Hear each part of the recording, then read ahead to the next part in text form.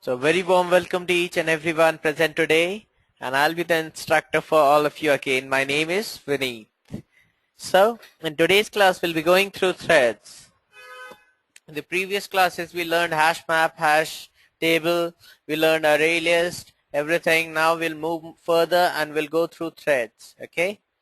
So moving forward, first of all, what is a thread? A thread is a part of execution in the program.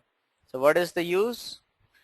The Java virtual machine allows an application to have multiple threads of execution running concurrently so that you can get the multitasking feature available in your system, in your application. So you have got you can use different threads so that multiple tasks are done simultaneously in the background. Okay, so one thread will do one particular thing, the second thread will do something at the same time. This way you're saving a lot of time as well as your application is becoming fast. Okay, that is why we use thread, as well as they are very lightweight. Okay, they're lighter than procedure and processes, so it takes less memory as well as the execution is faster. Now let's see a small diagram where threads are used in our day-to-day lives in our computer. So you've got your supercomputer right here, anything that is your computer. Now with that computer you've got playing video, you've got other tasks, you've got notepad opened up, downloading files, playing games, browse internet, music player. So all these things you can use simultaneously. You would have used it on your system as well. So have you used it? Let me know. Do you do multiple tasks altogether? Yeah, exactly. So how it is done? It is done through threads. Okay, these are all different threads that are working simultaneously, that are running simultaneously. Now let's consider one example that of, okay, Nikhil says I'm downloading a torrent right now. Exactly, you're taking class and you're downloading a torrent right now, so that is multitasking. Now similarly, when we talk about a music player, we talk about one thread. Even in that particular thread you've got different threads working, that is playing songs, managing playlists, accessing internet, downloading updates. Okay, so you've got multiple threads working all over the place like anything. Okay, they make the processing faster, it provides you multitasking. Mohsin says many threads can run concurrently within the program. Exactly correct. It will be running concurrently or at a very fast pace so that you're unable to figure out whether they are running concurrently or not. Okay. Music player is a process and others are threads. Arun says. Yes, music player is actually an application. Okay, the previous slide, if I say these are threads, so for a supercomputer these are different threads, right? For a supercomputer these are different threads, but when you go inside, so music player is on itself is an application. In that application you've got different things present over here, so these are different threads for a music player, right? So this was just for the idea so that you can understand what is the function of a thread and why do we use it for achieving the multitasking. Now why do we use it? Threads is a lightweighted process as it shares the same memory and the resources of the process in which it is created. Okay, so since it shares a particular kind of memory in which it is created, so all these threads will be using the same memory. This way they do not need much resources and they are very lightweighted hence. Okay, so that is why we use thread in our day-to-day applications that we make. This could be a diagram, so it will be using the resources that are available in the process right here in this particular process itself. So threads and different threads, it will be using the same resource, but and hence it will be lighter than others, lighter than processes. Okay, because process require a different resource for itself so that it could run. Now let's see a very small life cycle of a thread. Okay, so first of all your thread starts new, program starts thread. Your program will be starting the thread using the Runnable. You can make the thread wait using the wait function that is available, and it will be unlocked. Okay, you can send your thread to sleep it will be sleeping for some time, and again it will start executing. So you can stop your thread using a sleep function that is available. Similarly, when the task is completed, thread completes task, it gets terminated, it ends after that. Okay, so this is a small life cycle. It can go to wait, it can be put into sleep, as well as when the work of the thread is finished, it will finally die, it will get terminated. Okay, so I hope you are clear with this small diagram. Moving on. Now thread methods that are available for you. Okay, Mohsin says yes, clear. You create a new thread. Okay, when you have to start, you'll be using t.start. T is a thread, so when you have to start, you'll be calling this function that is t.start. It will come to ready state. After that, you can notify t.notify or notify all. These are the two functions that are available, because simultaneously there could be many threads running, and when you have to send a message to any other thread, what you can use notify, t.notify, or you can use the notify all function that is available for you. Now, after starting the thread, if you want to run the thread, sorry, I just told you notify first.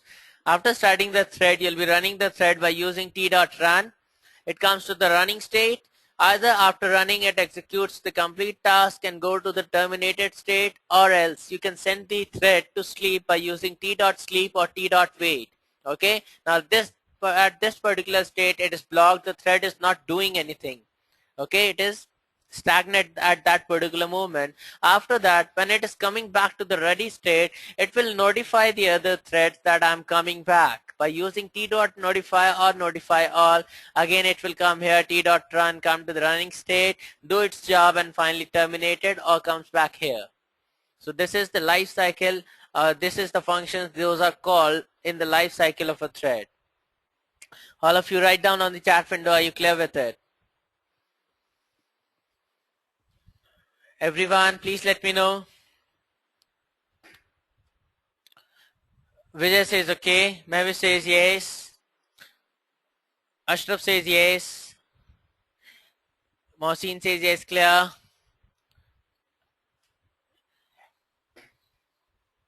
Okay then.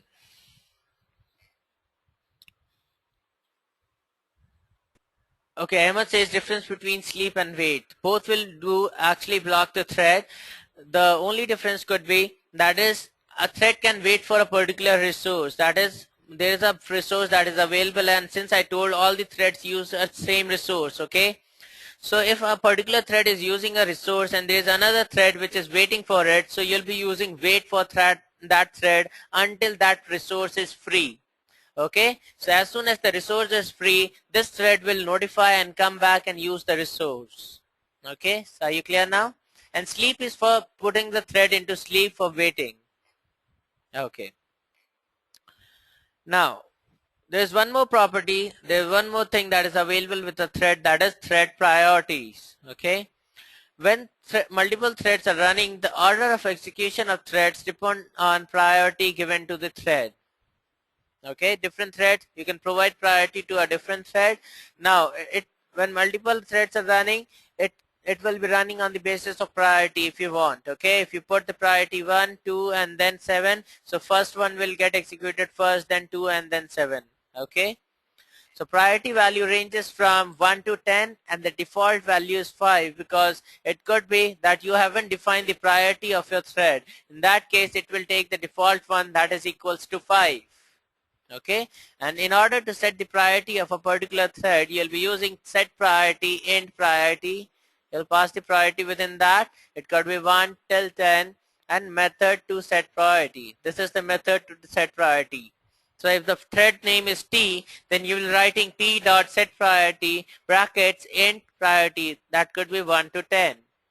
Okay, so I hope you are clear with priority as well. What is the priority of a thread? Now, creation of threads in multiple ways. Threads can be created in two ways: implementing runnable interface, or you can use extending threads class. You've got a class that is thread. Using that class, you can create a particular thread, or you can use a runnable interface that is available in Java, using which you can implement that interface and you can create a particular thread. Okay, so you've got two ways in Java: runnable interface and thread class. Now first of all, implementing Runnable interface. How to create a thread using the Runnable interface. So the code is like this. You have a class that is thread class. You implement Runnable. Okay, as soon as you implement Runnable, you have a method that is public void run, and within that you write system.out println hello from a thread. Okay, so it will be creating one thread. Now you come to the main class. Using the thread class object, you'll write thread class object equal to new thread class, that is object of class thread class, which will be a thread. So thread underscore runnable is equal to new thread. You pass the object within that. Okay, so this is the function that you have to use. This is a thread class. You write thread runnable and you write new thread. You pass the object within that, and hence using this you can start the thread, that is dot start. Okay, so let's see the example on Eclipse now.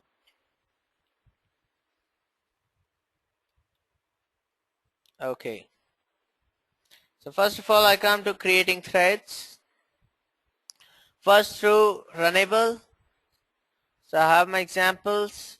Thread class, I've got thread class equal to implements thread, and I implement the Runnable interface. Within that I have a function that is run. Okay.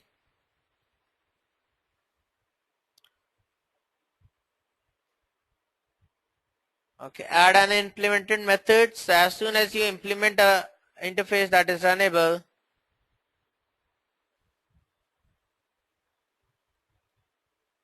you'll have this method that is public void run, and within that you can print a statement. Okay, whenever the thread runs, hello from a thread. And now you come to the main method. In the main method, what you did, thread class object, new thread class, you created an object of class, that is you defined right here thread class. Then using the thread, you've got a class thread available in Java. So using that you write thread, runnable, you make an object, you write new thread, and you pass the object of this class in which you have implemented the runnable interface. You pass the object, and finally thread underscore runnable dot start, your thread will start executing. So when I run this code, okay, as you can see, hello from a thread. Okay, so this is a thread that is running right now.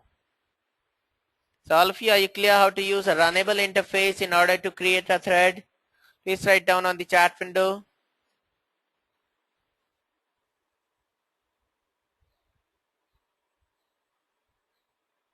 Yes, Mohsin, that is also one way. Ashraf says yes, it's clear. What about others, guys? Please write down on the chat window. Everyone, please let me know if you are clear with it.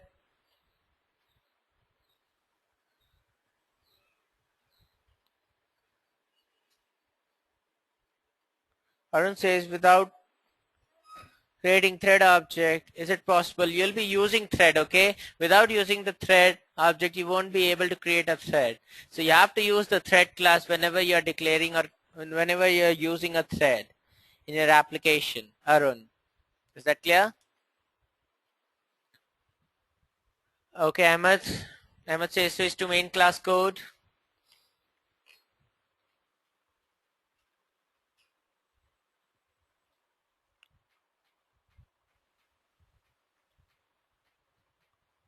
Thread class will be used, but right now you are implementing a runnable. Okay.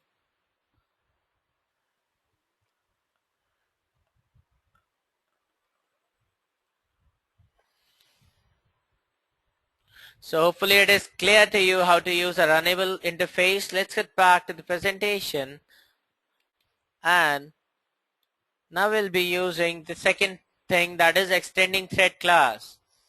Now what I do, I have the same class, that is thread class extends thread. I have the function like system hello from a thread again. Now package come Edureka, in that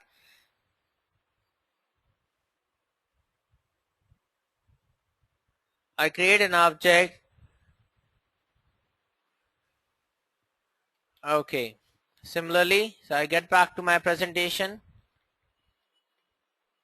I go to the second one. I'll just close this one.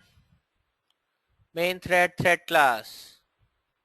Okay, so thread class extends thread, and when I come here, I do the same thing. This time I'm doing by extending the thread class.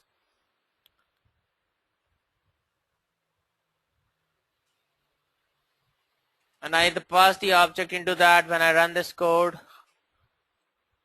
I have hello from a thread. Okay.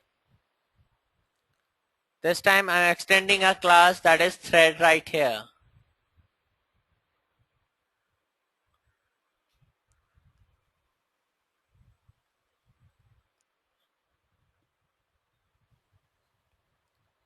Vijay says okay. So all of you, are you clear with this part? Please let me know on the chat window.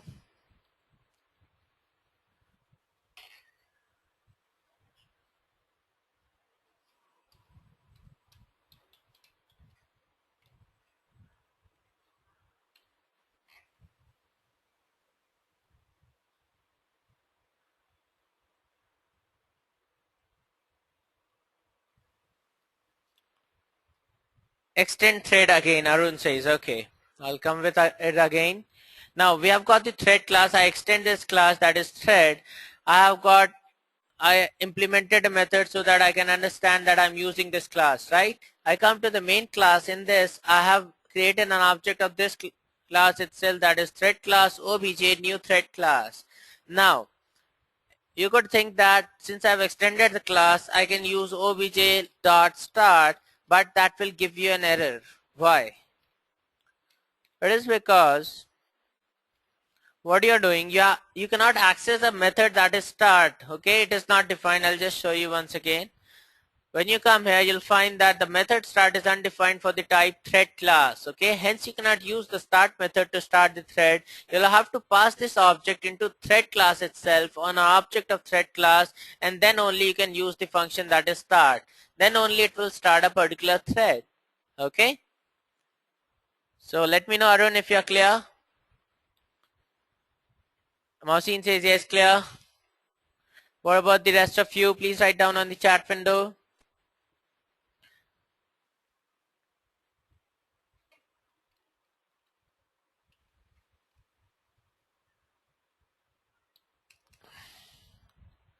Okay, Ahmed says yes, clear. Ashraf says yes, it's clear. Like you have got the start, okay, synchronize void start. You can define it right here as well, and in which it is calling super.start. So you can use this function right here in your main thread.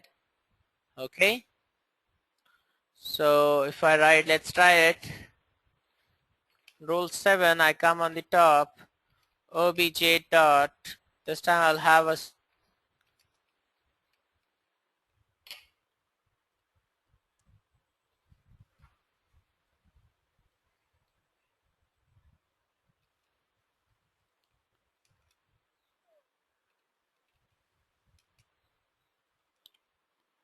new thread class. Thread class, I've got a function that is start.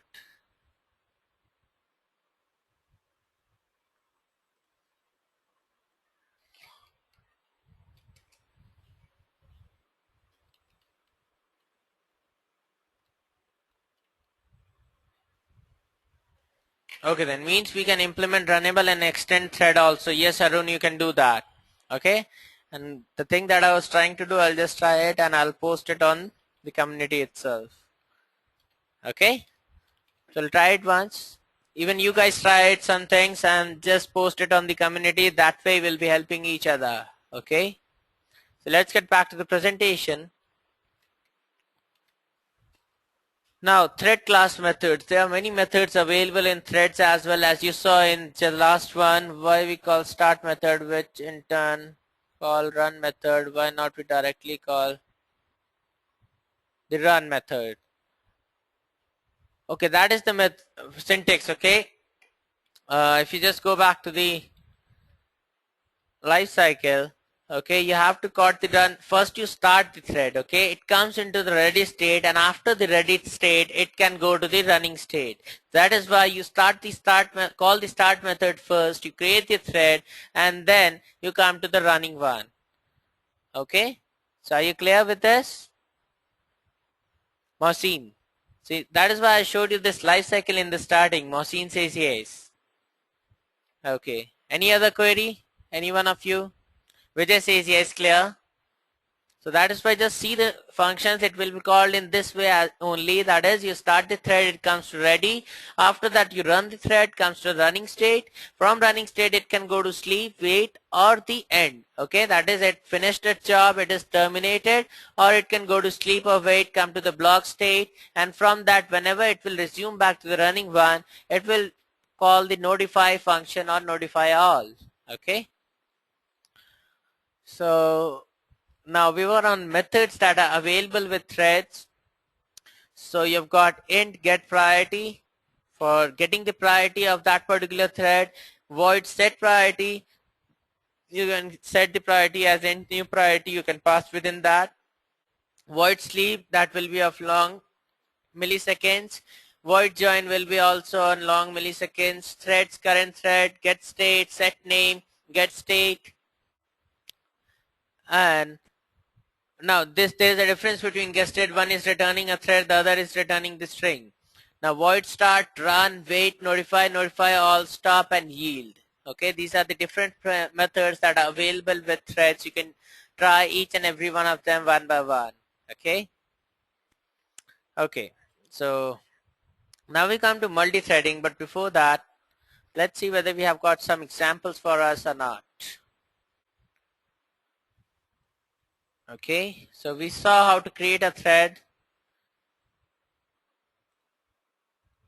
Let's see a very small program on priority, but in that there will be certain methods that will be used as well.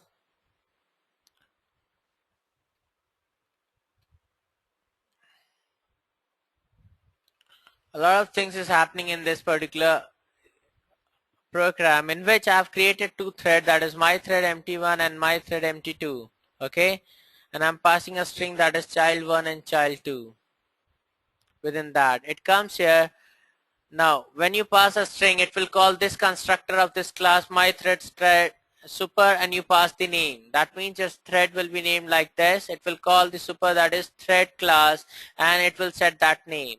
Okay, we have a run function in which we are running it, we are printing it till 10. We'll just get the name of the thread and we'll print the value of I right here. Okay, use within the run. So we have got the class extends thread. One constructor is, it will simply call the super call, that is the constructor of the thread class. Second is my thread string name, super name. When we pass a string, the name will also get set into the constructor right there on the thread. And we have got the run function, in which I've got a for loop and I'm printing the values, that is I get the name and the value of I. Okay, now we come to the thread priorities, in which I've created two objects using my thread class, that is my thread empty1 equals to new my thread child1. Second is my thread empty2 new my thread child2. We are passing the strings, calling the second constructor. After that, right now we are not setting the priority of the thread. Okay, so I'll comment the rest of them. Control 7. Now thread is initial name and its priorities, empty1 name and empty1 dot get name will get the name, and empty1 priority, empty1 dot get priority. Okay, so we'll get the name of the thread, will get the name priority of the thread. When I run this code, now it is printing main because of the for loop that is present in the end.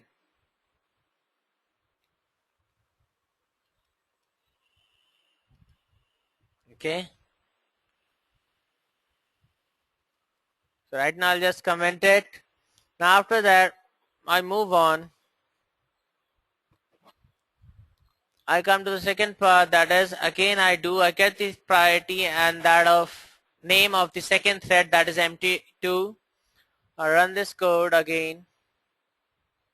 So this time I've got empty1 and I've got empty2. Okay, and our thread has, if I just comment this, control 7, and I run this code again. Okay, so we have got empty1 and we have got empty2 now. Okay, when we start thread, till now we haven't started, we are just getting the name and priorities of that particular thread. Now after that I set the priorities. Now I'm setting the name of the first thread as child1. Okay, set name, and I put the 7 again, empty one, set priority as 6 and 8 now. So I just comment this part once again, control 7. This time when I run the code, what I receive, thread initial name and property empty one, child 1 and 5. This time it is child 2 and 5, child 1 and 6, child 2 and 8. Okay. So all of you please write down on the chat window, are you clear till here? Ashraf says child 1 and 5. Exactly, Ashraf. Yeah, correct. That was the answer. Mohsin Ashraf says right. Now what I'll do, I'll just start the thread. Empty 1 dot start, empty 2 dot start. Now run the code again. So all those things will remain the same. We have got child 1 equals to 0, child 2 I equals to 0, child 1 I equals to 1 and 2. So they are running simultaneously in the background. Okay.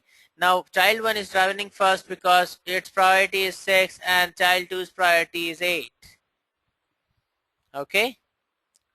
So all of you, are you clear with it? If I just uncomment it, I don't think there is a need of this for loop right now. Let's see. Okay, it is for this one to show. That is, you have main I, first child 1 0, child 1 1 and child 1 2. Now main is also one thread which is running, in which I am printing some values. So it is also running simultaneously with the other two threads. That is why Mavis says, what does set name do? Set name is changing the name of the thread. It is setting the name of a thread to child 1. Okay. So child 1 I4, child 2 I equals to 0. Now the second thread has started right now. It is child 2. Child 1 I equals to 5. So that means your thread is running simultaneously in the background one by one. Okay. Here your main thread finishes. It reaches 9. Your child 1 thread is already finished right here. It reaches 9 here itself. So after that, main and child is only running, and finally child is only left, which is running till the end. So all of you, are you clear with this example? Please write down on the chat window if yes.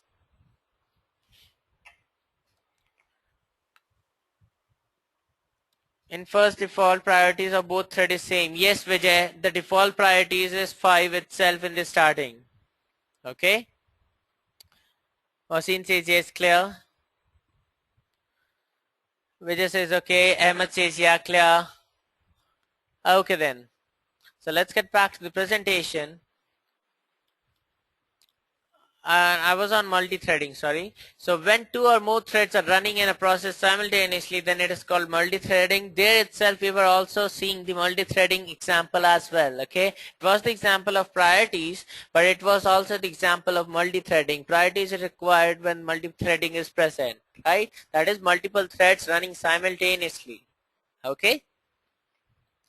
Now package com multi-threading, in that I've got a second class second extend thread. I've got the run implemented in that. Now we have got package Edureka multi-threading, second extends thread, we have got the run. So we have got two threads. One is,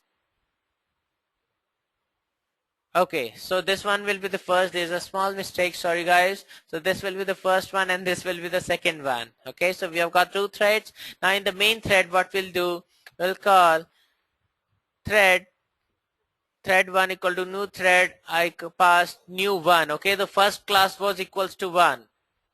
So this is 1 and this is second. Here I'll call thread class new 1, and second thread 2 equal to new thread. I passed new second. Okay, I passed the object of the second class. Here I passed the object of the first class. After that, thread 1 dot start and thread 2 dot start. We'll call both these thread will start both the threads, and these both threads will keep on running simultaneously in the background.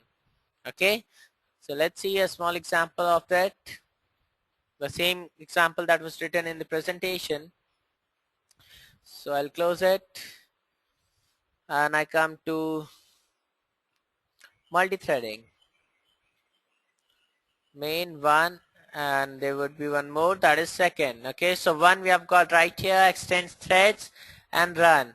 This is first thread. Second one is extends thread. This is the second thread, and in the main function I've got two threads that are created.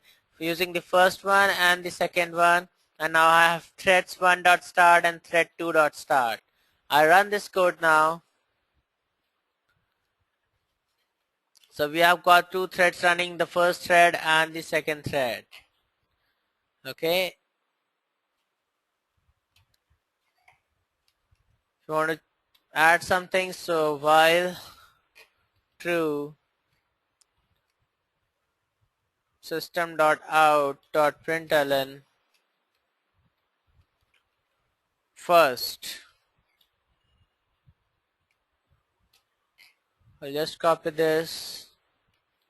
Second, come here, paste, and this one will be second.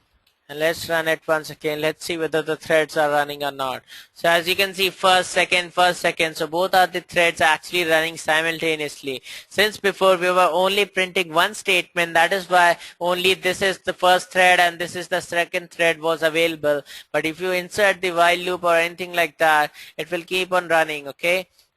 So thread will simultaneously work, or I can do that. I can put a small condition in teacher I equals to 0,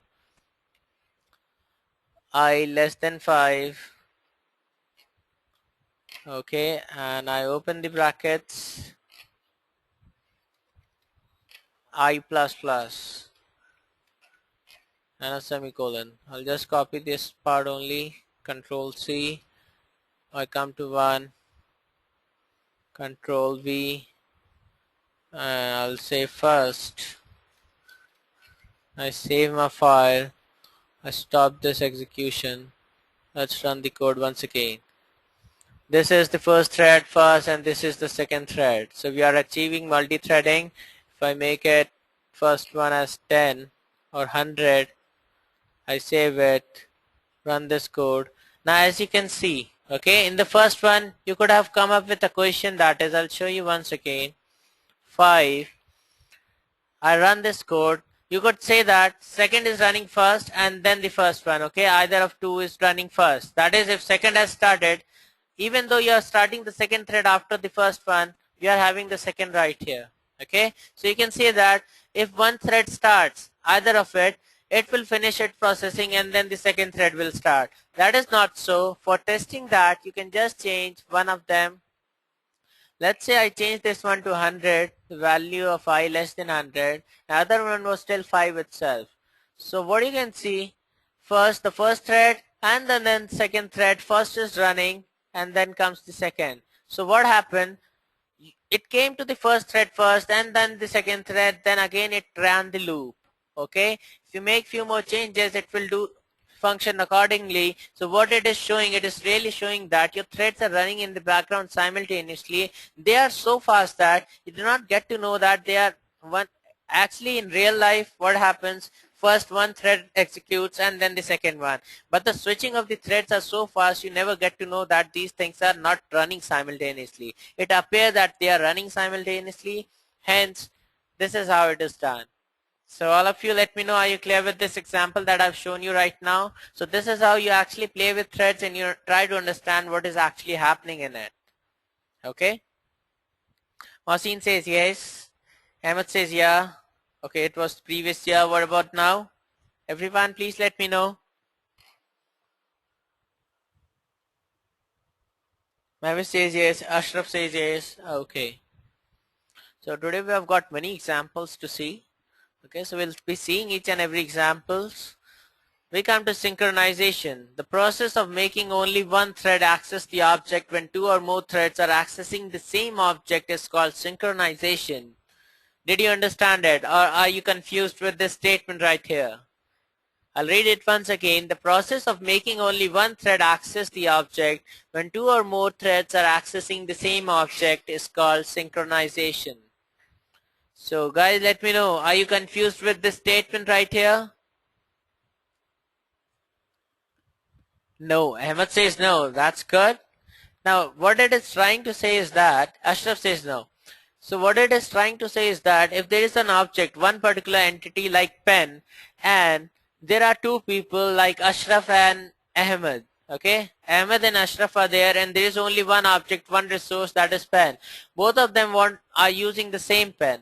Now what will happen? We will synchronize them. That is, if first one is using the pen, the second one cannot use it, should not use it. When the first one leaves the pen, then only the second one can use the pen. So that is what is written. The process of making only one thread access the object when two or more threads are accessing the same object is called synchronization. So all of you, are you clear with the statement now, everyone? Please write down on the chat window if yes. Ahmed says nice example. Thank you. Mavish also says good example. Okay. So I'm happy to hear that you liked the example. It was instantaneous right now. Arun says yes sir, that's good. So let's see a small diagram right here, which is explaining synchronization. So how to synchronize the object? You can write synchronized and you can pass the object into that. You can make a function as synchronized. Okay. That is a synchronized block right here when you write synchronized, or you can synchronize a method like this. Synchronized method, you mention the synchronized keyword, then you mention the return type and the method name. So that method will be a synchronized one. And a few days back, Arun says it avoids deadlock. Okay. Now before that, before a few days back, I had a question on community itself, and I don't know who asked the question, but the question was whether we can synchronize the method or not, and I gave the answer yes, and this is how you actually do it. Okay. So let's get to the Eclipse, and let's find out an example for synchronization as well. Okay. So synchronize demo. Let's open it up.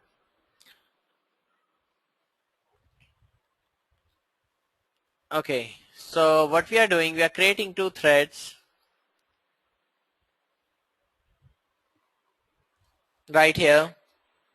That is my thread, thread 1, and my thread, thread 2, and you simultaneously start both of the threads. Okay, you have a boolean value, two boolean values, one for thread 1 right here. I put, if you want, I can put an underscore between them, and here itself. Here also I'll put underscore so that we can easily identify. These are not visible right now.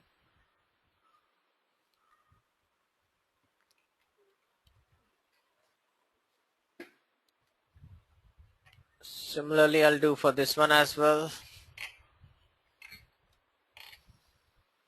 Come here, thread 1 is alive and thread 2 is alive. I save it. Okay, first of all, we come here, this part. That is, we have defined few classes right here. First class is my thread. Okay, class my thread extends thread class. Within that, I've defined a static string that is message, welcome to Edureka, here we'll learn Java. Okay, now I've got a constructor that is my thread. You pass the string ID. It will take parameter as the string ID. Whatever you can pass it, that will be set as the name when you call super underscore bracket ID. Okay, that will be the name of the thread, and you run the function. Now this function, whenever you run it, it will call synchronized output dot display list. Okay, so it will call this function, that is synchronized output, which has a synchronized function right here, public static synchronized void display list, which is taking parameters as string name and string list, that is an array of lists right here, which you define will be passed. It is taking this, hence you're passing message, and it will come here. It will run this for I equals to 0, I less than less dot length, my thread t, my thread, thread dot current thread. It will use the current thread and it will run it. So system dot out println name, first of all name, and then the list bracket I. Okay, it will print the I. So I'll just save this file, and we come to the main method. In that, you created the thread, two thread will be running, and you check thread 1 is alive and not thread 1 is alive, dot alive. Okay, dot is alive is a function which checks whether the thread is running or not. So if the thread is running, it will give you a value true, okay, which will make it false. If it is not running, it will give you a value false, which will make true. Then both the conditions will be true. Okay, because it is always true. First of all, it is true, and now it will also give true when the thread is actually false. It is not alive. It will come inside and it will change the status of this boolean value to false. You'll print thread 1 is dead. Okay, so that you can understand when the thread 1 is over. After that, secondly, you do the same thing for the second thread as well, and you mention thread 2 is dead. This will keep on checking till either of the thread is alive. Okay, if both the threads are true, it will get you out of the while loop. Are you clear, guys? So I'll just run this code, control F11. So thread 1, welcome to Edureka. Here we'll learn Java. Thread 1 is dead, and welcome to Edureka. Here we'll learn Java. Thread 2 is dead. Okay, if I run this once again, I receive this. Now see, there's a difference. Now thread 2 welcome has came on the top. So welcome to Java here till Java. Now again welcome started, and then it says that thread 1 is dead. Okay, so you cannot predict when it is running. Now see, again it is fine, thread 1 is dead, and then thread 2 is showing. So they are running simultaneously in the background. So all of you, are you clear with this example of synchronized method? Please write down on the chat window. Now see, till 2 it has came. Okay, so the output can differ. When you're using threads, they are running in the background simultaneously.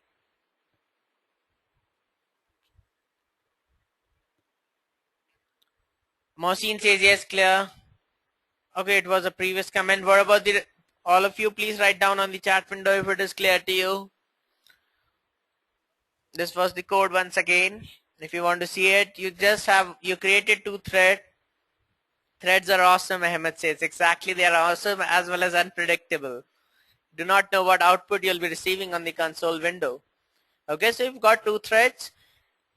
You are just using these variables and a while loop so that you can understand when the thread is ending. Okay, so you use this just to get the thread is ending. As soon as you start the thread, it will be calling the run function. Both the threads, it will call this synchronized output. Now in both the threads, what they are doing, they are using the same resource, that is string. That is what I'm trying to explain. Both the threads are using the same string, hence they are using the same resource. So what is happening, we've made a synchronized method right here.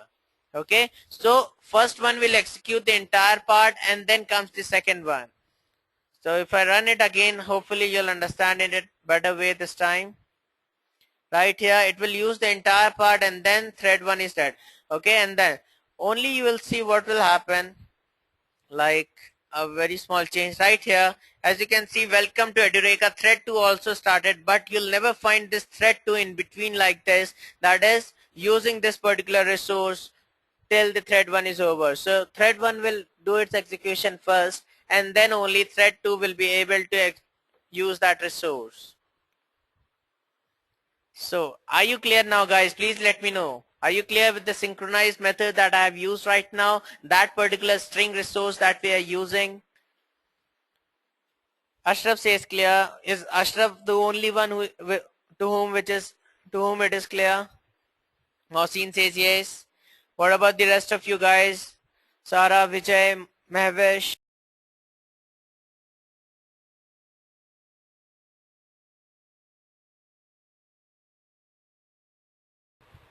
Okay, Ahmed says clear.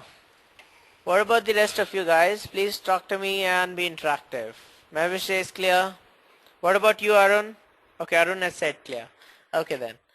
So getting back to the presentation once again, we come to inter-thread communication.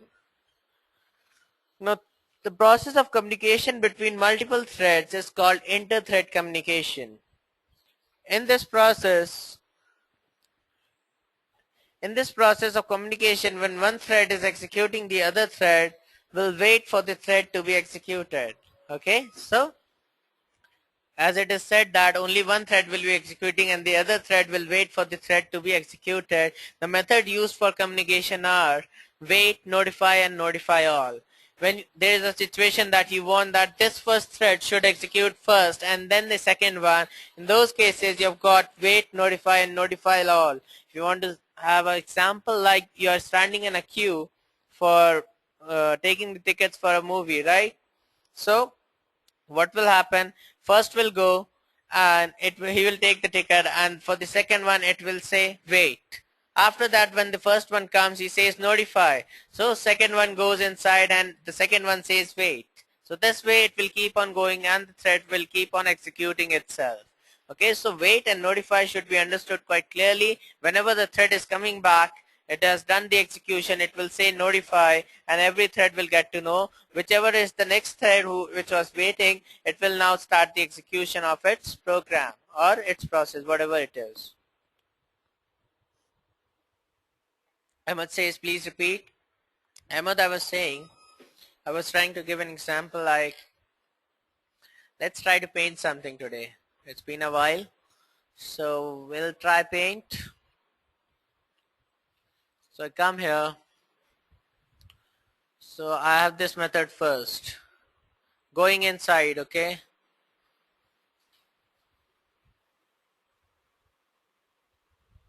Okay, this one. First going inside. So what will happen? Now everyone is in queue. Second one, third one. Now first one went inside. Control Z. Now the first one went inside here. It has gone inside, and rest, for the rest of them, what was said? It was said that please wait. Now these will be waiting. There is a method that will be called wait for the rest of them, and it is actually executing right now. Now when this one comes back, okay, when it is coming back here, it again comes back, it will say notify or notify all. Okay, it will notify the rest of them, it will notify all, so they will get to know that this thread has done its execution, it has came back. Okay, that means it was using a particular resource, it has came back. Now this thread will move forward. The next one, the previous one, will again come here, and the same method, the wait will be for this one, and then when it comes back, it will say notify again. Okay, are you clear now? A very rough diagram, but yet I think it would help you. Please tell me if you are clear with it, Ahmed.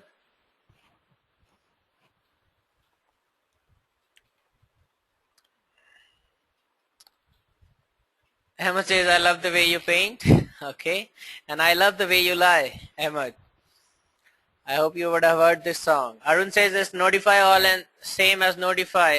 It is almost the same, functionality is quite same. Okay, notify all is for all the threads, and if there is only one thread, in that case you'll be using notify. Okay,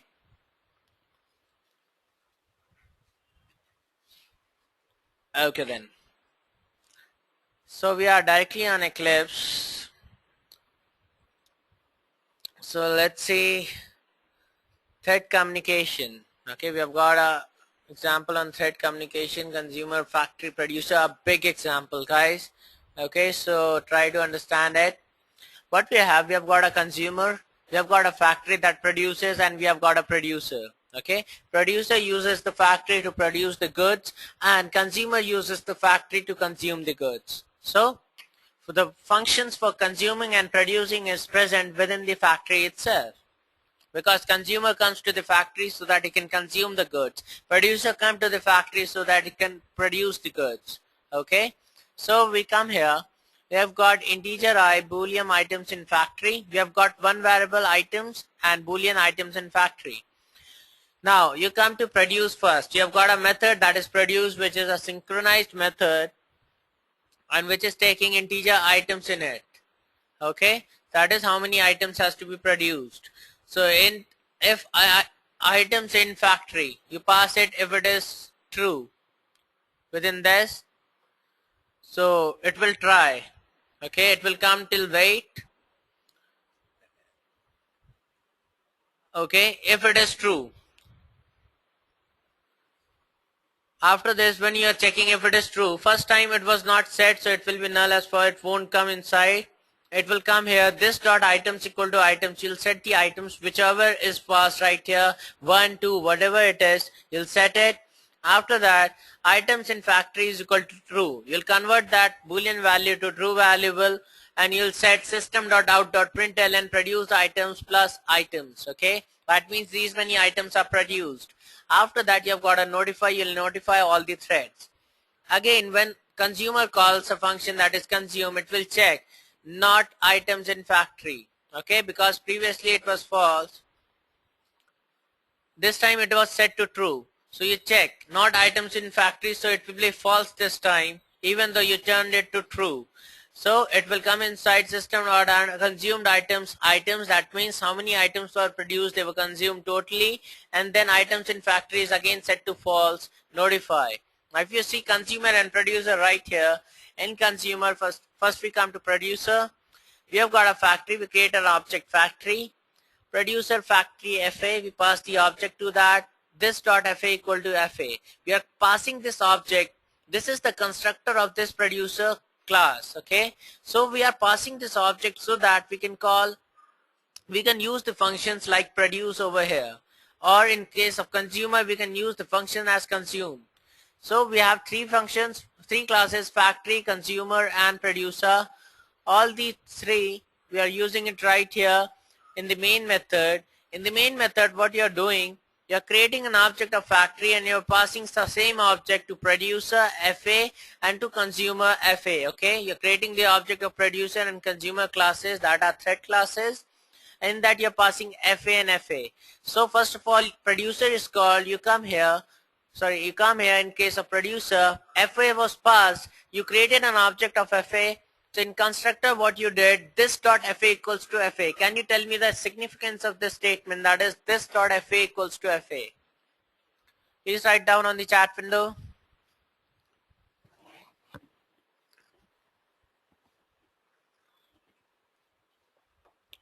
Anyone? What is the significance, what is the use of this dot FA equals to FA? Guys, let me know. Initialize factory object in producer, absolutely correct. With whatever object that we are passing from this main method, we want to initialize it using this. This dot FA actually means we are talking about this FA, and this FA is this FA that was passed from the main method. Okay, now we create new thread, we pass this and we start the thread. Okay, now after starting there will be a run function which is I equals to 1, I less than 10, FA dot produce. It will keep on producing. First it will produce one item, then it will produce second item, then third. Similarly, you come to consumer, you have the same thing. FA was passed, you do this dot FA, you create the thread, and in the run you've got I equals to 1 and I less than 10. So first it will one item, then two item, then third item, on the basis of the boolean variable that is set over here. Okay, when the boolean variable is set to true in produce, after that it will check not equal to true, which will be false. It won't go inside, it will come here and it will execute it. Okay, so once it is produced, then only it will be able to eat it, okay, to consume it.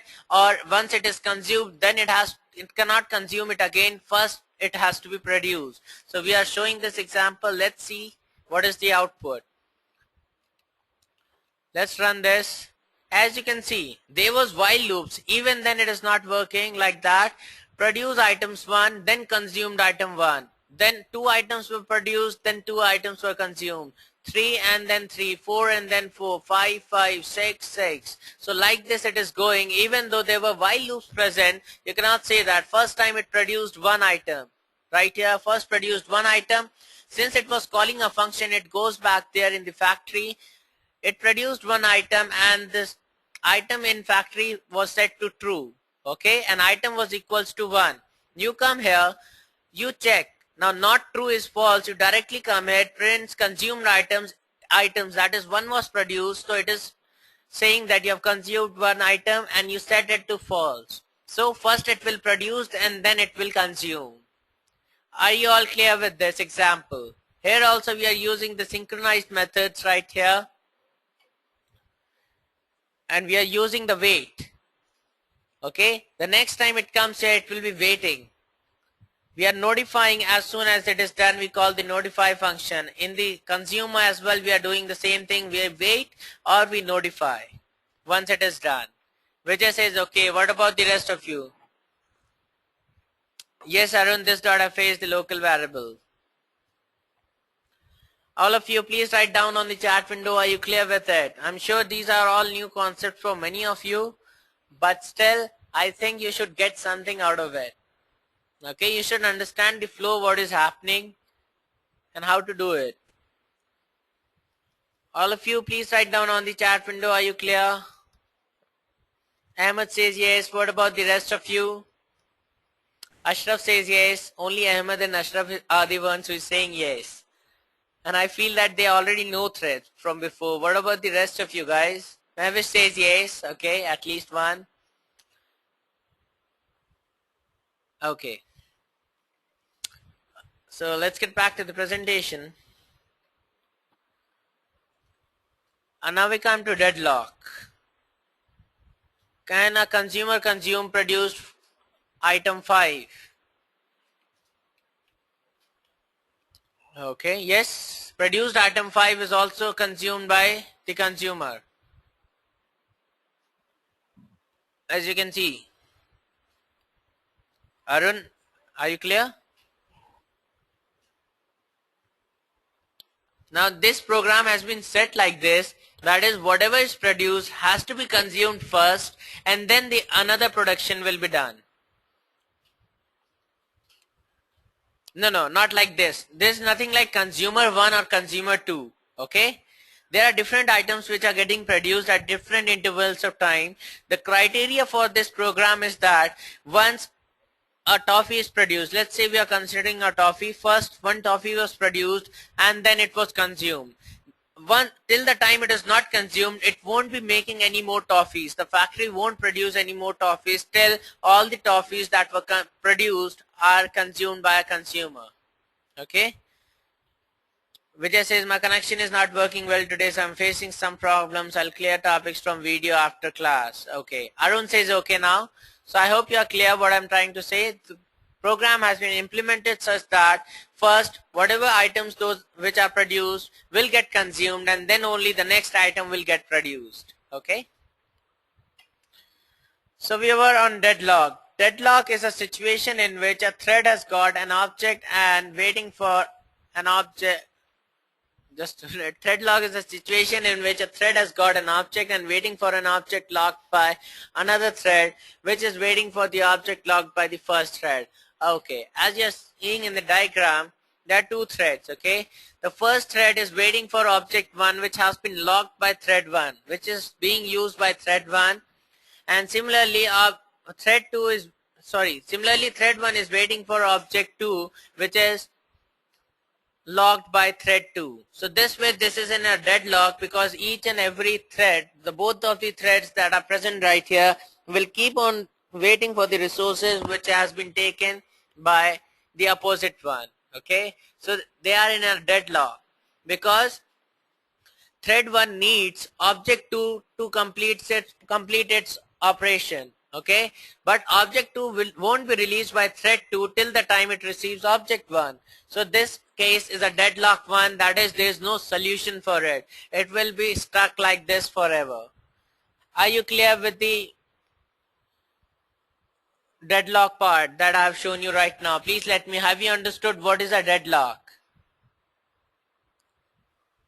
Vijay says this is just like I've studied in operating systems. Okay, absolutely, in operating systems you have got deadlock topic and exactly deadlock is same everywhere.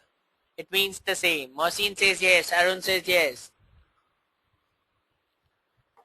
Okay, so let's see a small example. Okay, we'll have an example on here itself. Deadlock example. Player 1 has got a bat to ball. Okay, player 1 has got a bat to ball and waiting for a ball. Okay, player 2 has got a ball to play and waiting for a bat. Right, so that means player 1 has got a bat and waiting for the ball. Player 2 has got a ball but waiting for the bat. So both are waiting for the resources which are held by the other player. This leads to deadlock. So I hope we have. So let's try to see the example of this itself. That is the bat and ball and the player 1 and 2. So we'll open the deadlock example.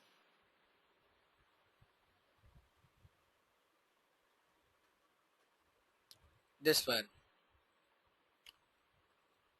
Okay, so we have got a class that is assign resources and get resource. So I'll just change the name of these classes. I'll make one a player one slash the resource two source one. So this one is player two, that is get resources, and this is player one. So just change the name player one. Next and finish, and I'll make the get resources as player 2 so that we can understand it easily. Okay, so we have got two players, player 1 and player 2. Now player 1 is a thread class, extends thread string resource 1 and resource 2. We have got two resources, resource 1 and 2. Now player 1 string resource 1 and 2, this dot resource 1 and resource 2, it is passed from the main method itself, that is bat or either ball. Okay, so we run the void, which is a synchronized. Resource 1 is synchronized, so player 1 has got resource, that is resource 1, which will be a bat or a ball. Try system dot sleeping method invoked in assigning resource. Okay, thread dot sleep, we put the thread into sleep, we are using the sleep method into 200 milliseconds catch. Now we come to synchronized one, resource 2, system dot out dot println, player 1 is waiting for resource, that is resource 2, sorry, player 2. Player 1 has got this, so player 2 is waiting. Similarly, player 2 comes here, player 2 has got a resource 2 and it is waiting for resource 1. So player 1 is waiting for resource 1, it is also put to sleep for 200 so that it can wait. But these resources will never be freed because they'll always be dependent on the other resource which has been taken by the other thread, right? So if I run this code, okay, it is keep on printing something. What it is, I'll just tell you, I just forgot. I just wanted to show you, so I placed line in the second case of player 2. Okay, and in case of player 1 I'm printing stars, which is an infinite while loop. Okay, they'll keep on running. If I save it now and I run this code, you'll see player 1 has got resource bat, sleeping method invoked in assigning resource, player 2 has got resource ball, and then player 2 waiting for resource ball, and player 1 is also waiting for resource bat. Okay, and this will keep on waiting like this. There's no solution to it. If you want to see they're still running or not, you can just put a while. Okay, this will execute the while loop. So the same I less than 5, I guess 5 is more than enough. Integer I equals to 0, I less than 5, I open up the braces, and I do I plus plus.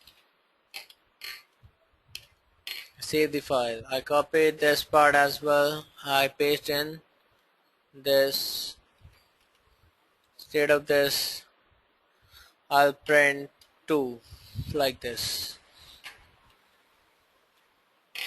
I need to declare the variable I as well, that is integer I equals to I 0.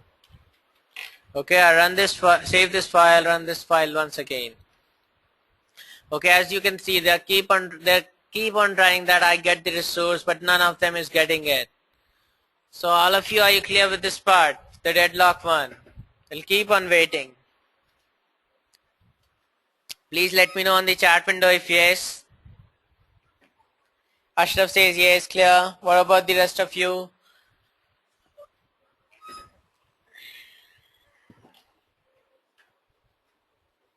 Okay, then Arun also says yes. Vijay says yes.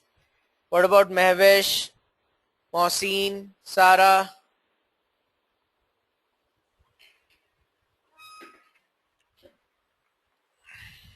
Okay then. So let's see whether we have.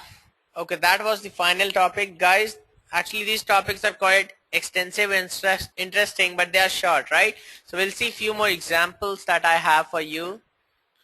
So we are already done with deadlock. Let's see the other deadlock example as well.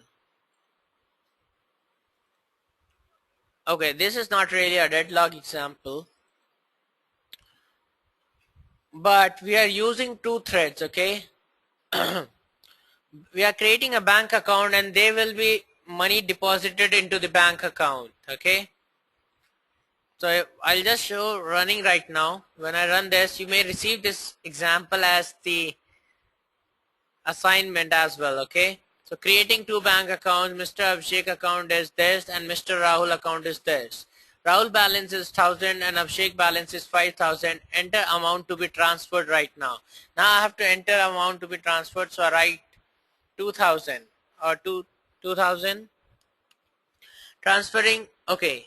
It is predefined, that is 100 was transferring, so it has not been updated. So it is transferring 100 rupees from Abhishek account, depositing into Rahul, withdrawing from Abhishek. So Rahul account balance is now minus 1000 and Abhishek balance is 7000. Okay.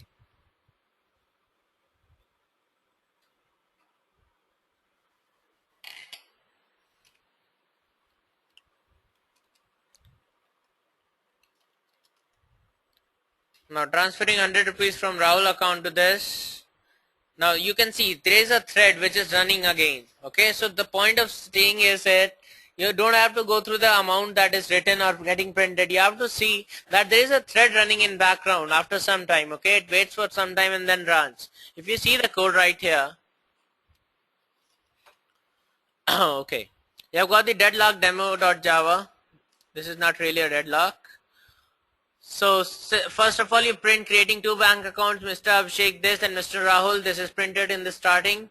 Now bank account Rahul, that is this one. New bank account, you pass the name and you pass the amount 1000. Okay, that will be the constructor of bank account. Abhishek as Abhishek and 5000. Now you move down. Now what we are doing right here, system.balance.rahul.getBalance and Abhishek.getBalance. So first we'll see what is the bank account.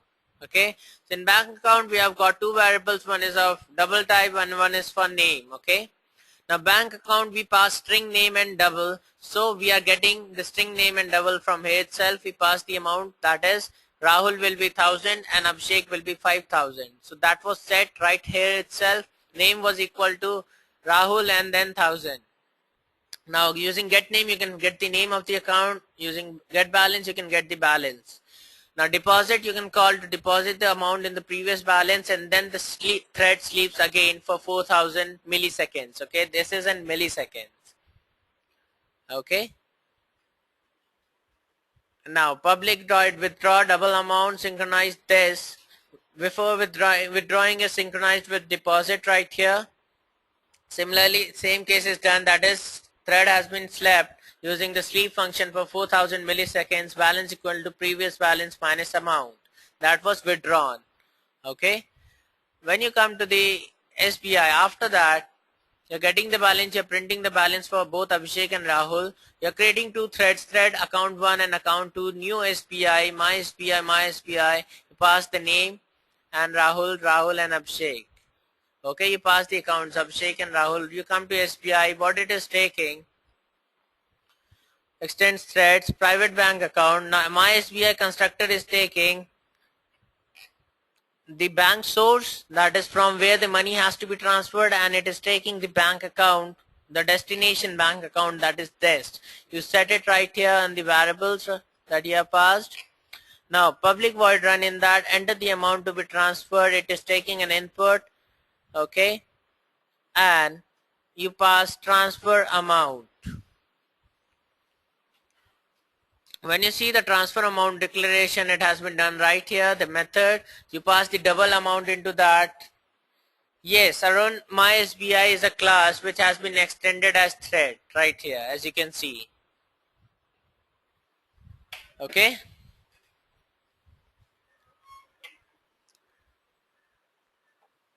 So in the transfer, you pass the source, the source account, system printing, transferring 100 rupees, it is written 100. Instead of that, what I'll do, I'll pick plus, here I'll put brackets.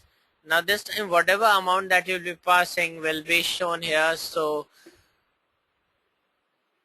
Now, for that you need to pass an argument in this transfer amount one more. Okay, we have got the amount, so I'll try pass amount. Okay, from, put the codes, from destination dot get name to account, transferring this amount from this destination to account to source dot get name. Okay, it is opposite, that is from source it will get transferred, control X, it will come here, and now you'll pass this amount to the destination. Okay, it saves here. So this is now fine. After that you have got synchronized destination, the depositing into source get name. Now this is also opposite, that is you pass deposit function, you call the deposit function. Okay, just a minute, not the source one here, it will be deposit one, dest one, because we are saving it in the dest one. So we have dest dot get name.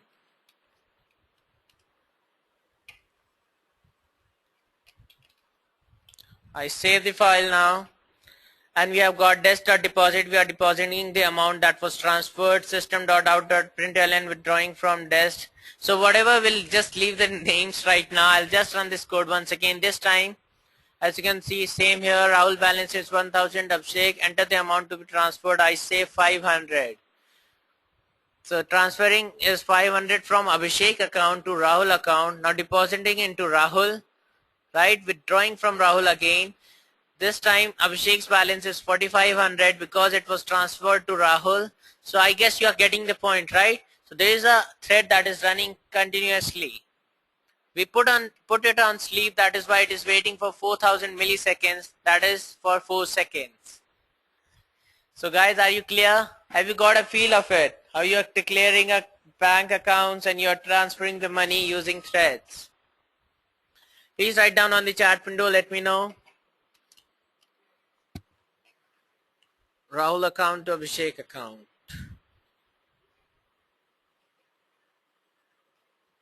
So this time we have got 1300 in Rahul account because this time it has been transferred from Rahul, and 47 has been credited. Last time it was 4500. Arun says good one but complicated. Absolutely Arun, good things come with some complications, right? You'll have to learn the tough things. Easy thing everyone can do, you need to learn it. I'll be sending you the project, or maybe I'll give you this as an assignment. What do you want? Do you want me to send this as your project or an assignment? Arun says transfer 2000. Now okay, it is done. I'll just run it once again. So I'll run transfer 2000 this time. So I'll get 3000 and 3000 in both the accounts.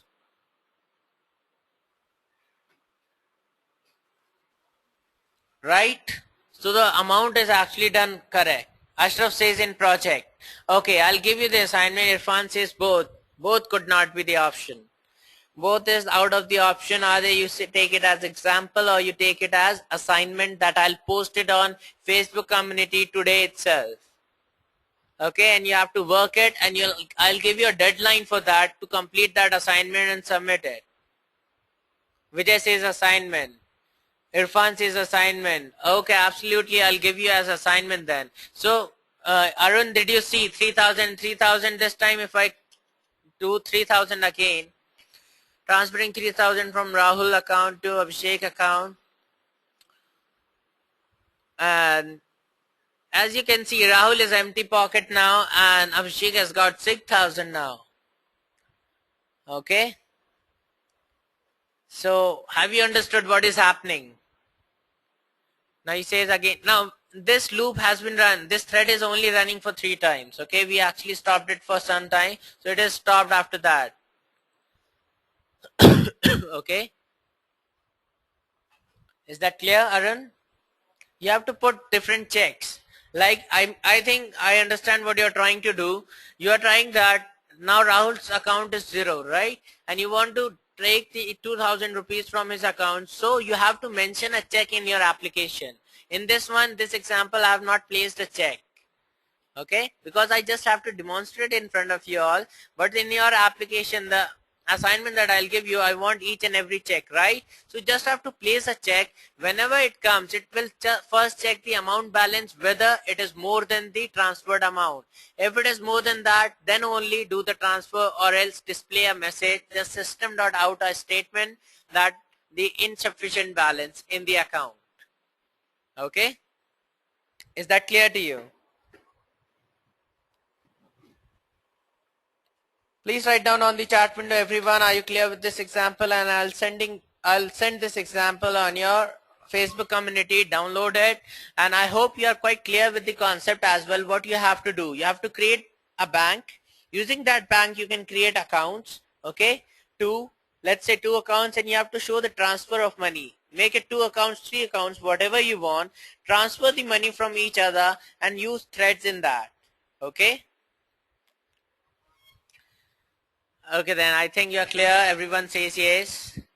Let's see. Would you like to see any more examples? Let me know on the chat window. Ashraf says no, sir. What about others? Arun says yes.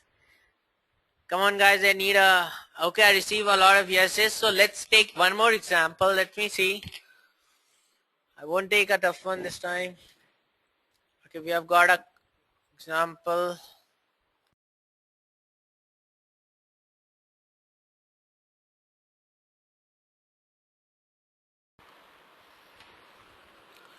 Okay. Thread demo 1 and demo 2. Let's see. Thread get time. Okay, this is another kind of example in which I'm using a thread. So let's see this time. Thread get time. Just don't go by the names of these classes.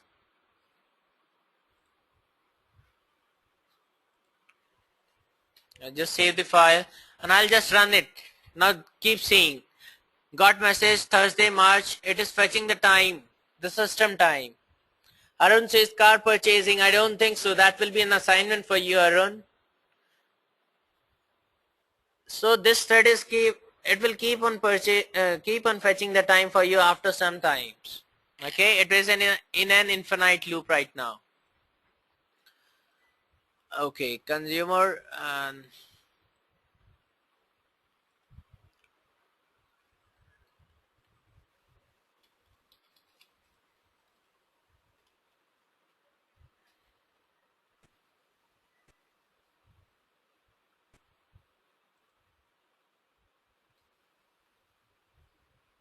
okay, consumer extends thread. We have got producer. We are creating an object of producer. Whenever consumer is called in the constructor, you have to pass the object of producer. Okay, and we'll set that object. We have the run method. In that, I am writing string message producer dot get message. Now, if you just see, I'm calling this method which is defined in producer itself. So get message throws exception. In that, what will happen? It will notify messages dot size equal to 0, string message dot first element. Okay, so this is a kind of message, and first element messages dot remove element message, and here I'm actually fetching the time, that is synchronized voice put message. So I'll be using this put message as well.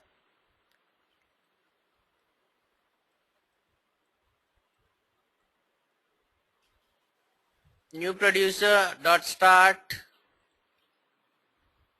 Okay, producer is a thread. Consumer producer, I pass it again in the main method. So it is starting right here. I've got this main method. I call the producer, new producer, I started, and I pass the producer thread into the consumer, and I started also. So when it comes to consumer, it is set like this. It comes here, while true, it will keep on running producer dot get message. Okay, it will get the message that was fetched by the producer itself. So it is printing the message right here, and then again it goes to sleep, again comes back, it runs it, goes to sleep, again comes back. Now what is happening in producer? You come here. Now you've got max q5. You use a vector. Vector is a concept like array list. You have got dynamic list. Similarly, vector is a dynamic list that is available in Java. So you run put message. Okay, put message is called. You have got a put message right here, in which you have the size equal to mark you. It will run for 5 times. Wait, and in this messages dot add element. that is new java.util.date.toString. So I fetch the date, that is the system date, and I convert it into toString. Now when the thread again rises up, it will notify all.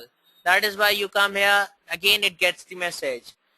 And this is where you're getting the message and it is getting printed by consumer. Message is fetched by producer and it is set like that into a message. After that it is fetched using the consumer object. That is the consumer thread. So it will keep on fetching the time every second. And not just every second, actually every millisecond.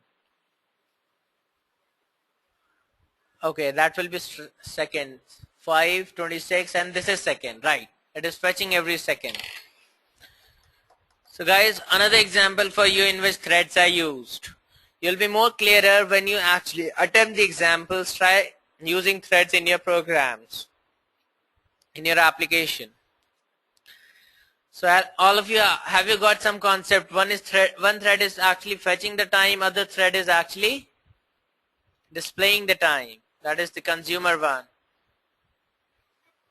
Please let me know on the chat window, everyone.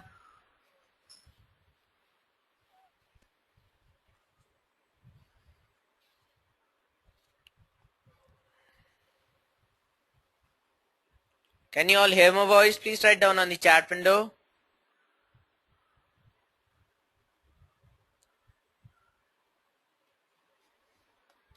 Okay. So guys, are you clear with this that I have told you right now? Please let me know.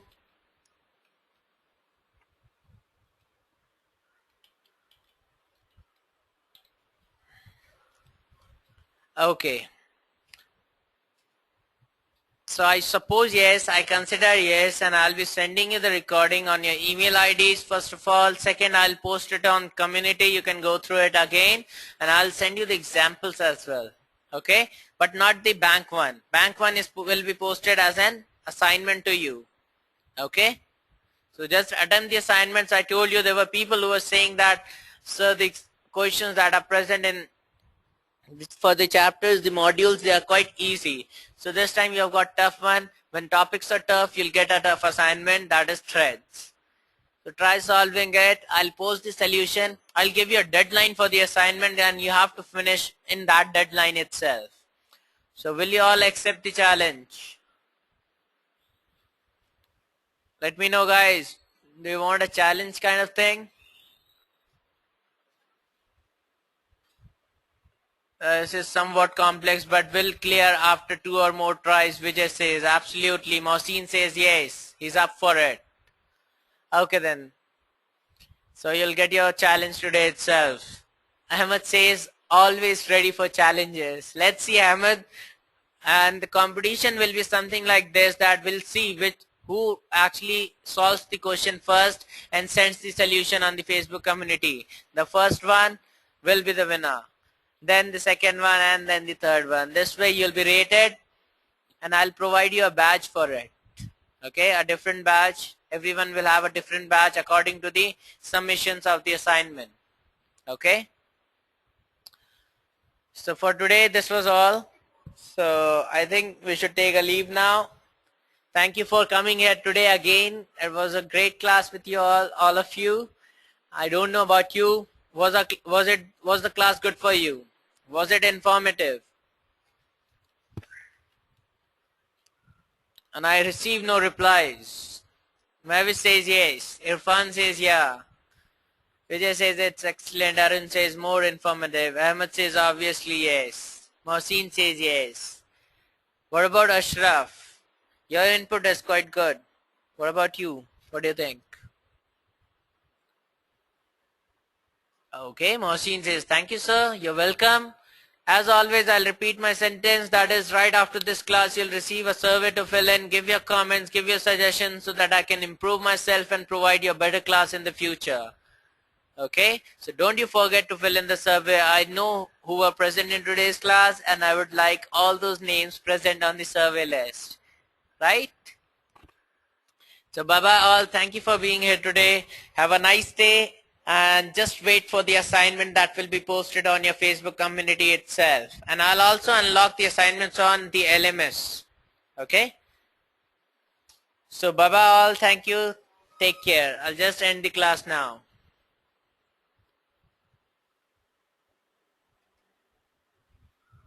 Arun says bye.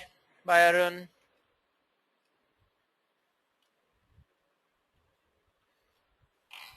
Vijay says bye. Thanks sir. You're welcome. Okay. Just wait for a few minutes. Mohsin sends me a smiley. Ahmed says thank you. Just wait for a few minutes. Vinay joined in right now. Vinay, can you hear my voice? Please write down on the chat window. If you can hear my voice, Vinay, please write down on the chat window if I'm audible to you.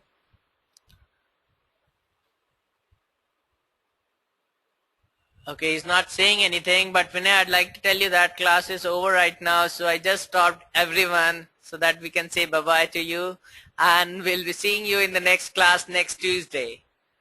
Okay? So next time, please don't be late. You're already 1.5 hours late today.